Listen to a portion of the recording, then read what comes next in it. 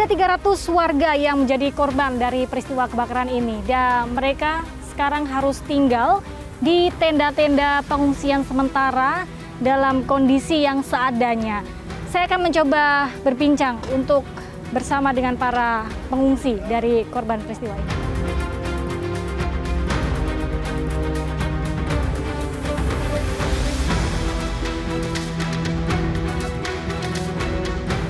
Permisi. Iya. Bu, izin masuk ya. Boleh, silakan Ibu. Saya Galuh dari iNews Files. Sebelumnya ikut mengucapkan berduka cita ya Bu atas musibah yang dialami. Gimana kabarnya Bu sekarang? Alhamdulillah sehat, baik. Alhamdulillah sehat ya. Iya, alhamdulillah. Gimana kondisinya selama mengungsi di sini? Kondisinya alhamdulillah lebih baik sih ya. Seperti ini kan. Tidur tenang, nyaman. Ya, seperti ini tidur deh. Gimana tidurnya pakai apa? Pakai matras ini ya? Matras ini juga ya. Oke. Dapat selimut juga. Dapat alhamdulillah makanan juga kita dapat. Saya 3 kali dapat cemilan juga alhamdulillah. Segalanya kita di sini bersyukurlah. Kalau untuk mandi bersih-bersih Ada sehari-hari? toilet umum. Toilet umum ada ya? Di sebelah ada. Ibu sekeluarga berapa orang? Saya 7. 7 orang. Sekarang mengungsi di tenda Mengungsi di semua. sini ya. Gimana Bu kalau 7 orang untuk tidurnya? Matrasnya kan ini cuma cukup untuk Ada yang di sini, terus ada yang di depan tuh. Oh, ada yang di Itu depan di depan juga. yang gelar juga. Ada travel seperti ini juga sih ada. Aktivitas sehari-hari Aktivitas sehari-hari seperti ini. Aktivitas masih sekolah? sama sekolah masuk, alhamdulillah. Udah dapat pakaian dari sekolah juga udah, jadi bisa pada sekolah. Tuh. Bantuannya apa aja nih Bu yang udah diterima? Udah terima sih logistik udah. Logistik Semuanya udah ya. Udah semua sih. Sandang, baju-baju. Udah semua. Sandang pangan tuh sudah semua, tinggal material pakai bangun dulu. Oh, Iya, kata sih nanti ada gitu. Tapi kabarnya belum tuh kapan-kapannya gitu, belum ada lagi. Kalau masa ini pasti ada kata gitu. Hangus semua Bu rumahnya? Hangus. Gimana Bu kondisi rumahnya sekarang? Rata aja. Rata. Iya, soalnya ya kejadiannya waktu kita pada jam-jamnya tidur. Iya, jam 1:30 itu juga. 1:30 ya. 1:30 ya. Terus waktu itu kebangunnya karena apa? Karena ada teriakan cuman ada orang di atas gitu aja udah. Pas kita buka jendela itu api itu udah di muka kita. Buka ya udah seadanya aja kita bawa. Nggak bingung pulang aja udah, keluar aja deh semua anak-anak, yang penting saya anak-anak dulu aja biar selamat. Tapi selamat semua. Selamat semua alhamdulillah. Gitu. Walaupun ya barang nggak kebawa Ibu, yang penting ya anak-anak aja dulu sama orang tua saya biar selamat. Sama sekali nggak ada Sama yang sisa. sekali nggak ada. Karena cuma pikiran itu aja udah, anak aja saya rangkul semua sama orang tua.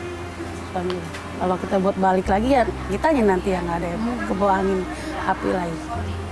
Katanya lewat pintu yang dijebol Bu. Ini dijebol ya.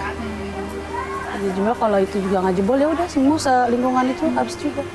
Sama anak-anak semua. Emang udah pada tidur lah, nggak kita lagi main namanya tengah malam ya. Enak-enaknya jam istirahat itu. Udah itu aja nggak ingat kejadian apa-apa lagi. Kalau masalah dari mananya kita nggak tahu. Gitu, saya bilang udah yang penting kita begini aja udah bersyukur udah selamat gitu aja. Insya Allah ada rezeki ada kita kelola lagi. Udah seperti itu. Ada 2 kemungkinan ya. Satu biasanya hubungan arus pendek atau konsleting. Kedua tabung gas yang meledak. Ya, tabung gas ini lebih kepada biasanya pemasangannya ya yang tidak aman misalnya.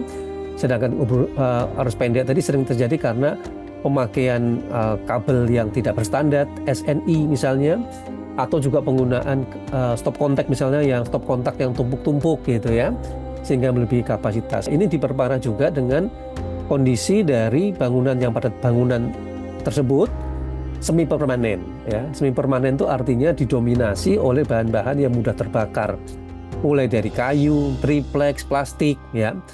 Sehingga bangunan tersebut sangat rentan terjadinya kebakaran. Sekarang kalau misalnya malam hari, kalau siang panas banget. Iya, kalau siang panas banget. Jadi kalau siang ini semuanya pada main di luar. Kalau sore mau maghrib baru pada masuk. Alhamdulillah kalau malam itu adem, emang adem. Ya nyamuk mah ada nyamuk. Ada sih. Namanya keadaan darurat kita mau bagaimana lagi. Udah. Bahkan ini kan sementara Ibu tidak akan mungkin selamanya di sini. Iya, Apakah akan kembali ke rumah dan gimana? Ya kembali ke rumah. Ya seperti dulu lagi pengennya. Gitu. Udahlah, ya seperti dulu lagi aja deh gitu. Kalau ingat kayaknya gimana gitu, Bu.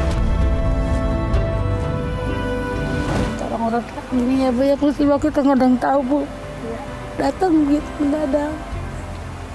Kayak pengen buru-buru selesai gitu. Jadi kan anak-anak bisa kayak kembali normal lagi tidurnya apa gitu, Bu. Nggak kayak sekarang udah lantung, kalau siang kemana aja jalan gitu, Bu. Kesian boleh anak-anak. Itu aja sih Bu harapan. Kayak buru-buru selesai aja buru-buru. Dan anak-anak bisa istirahat dengan tenang gitu, Bu. Nggak kayak sekarang kemana-mana kalau tengah hari gitu. Udah itu sih, Bu. Mengharapkan bantuan untuk pembangunan Pembangunan doang gitu. untuk tempat tinggal. Iya. Biasanya warga yang ngungsi ya, entah itu di sekolah terdekat, bangunan ibadah atau kantor kelurahan, cuma bertahan 2 minggu. Kalau dia tidak punya pilihan, maka biasanya mereka akan dalam tanda petik terpaksa kembali ke tanahnya itu tadi. Mereka akan berusaha membangun kembali rumahnya di tanahnya tersebut dengan caranya sendiri. Apa itu? Yaitu membangun perumahan ala kadarnya. Ya, rumahnya semi permanen, tidak teratur, gitu ya, sesuai dengan kemampuannya, gitu. Nah, ini yang tadi saya katakan, kita akan mengulangi lagi siklusnya seperti awal. Kita akan melihat lagi kepadatan bangunan tanpa penataan, ya, bangunan semi permanen. Tapi sehari-hari kerja sebagai Saya kalau apa? Konveksi. konveksi. Jadi berharap untuk Iya. bisa kerja lagi. Bisa kerja lagi.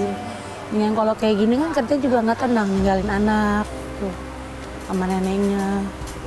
Bapaknya sih kerja, bapaknya. Cuman pengen beres aja gitu. Biar saya juga tinggal kerja. Saya tenang, neneknya juga tenang gitu.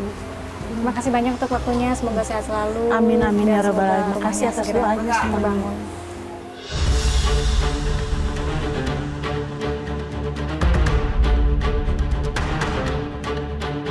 Memiliki luas wilayah 5,4 km persegi dengan total jumlah penduduk sekitar 268.000 jiwa, menjadikan Tambora sebagai kawasan dengan penduduk terpadat se-Asia Tenggara. Padatnya permukiman di Kecamatan Tambora, Jakarta Barat menjadikan daerah ini rawan mengalami kebakaran.